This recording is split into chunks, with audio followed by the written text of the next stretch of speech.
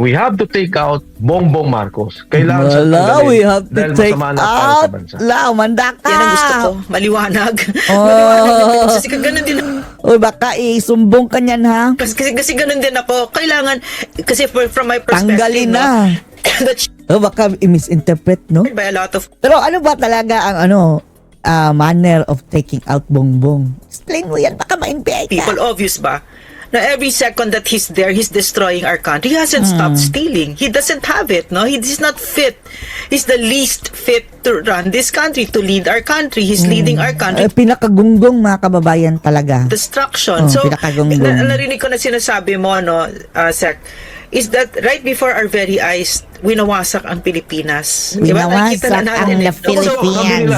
Sabi nila, hindi, magtulungan tayo. Magtulungan. Ayaw namin makipagtulungan sa Tulungan magnanakaw. natin. Una, tutulong ako. Papayag akong tumulong. Sige, ang tulong natin, ipakulong ang mga kurakot. Pa-impeach ka. Bangag. Pero ayusin niyo yung kung sino yung nag-corrupt talaga. Sino Oo. yung nagnakaw. Solid niyo yung pera ng bayan. Ayaw yan nila. Hindi yan ang aming gusto.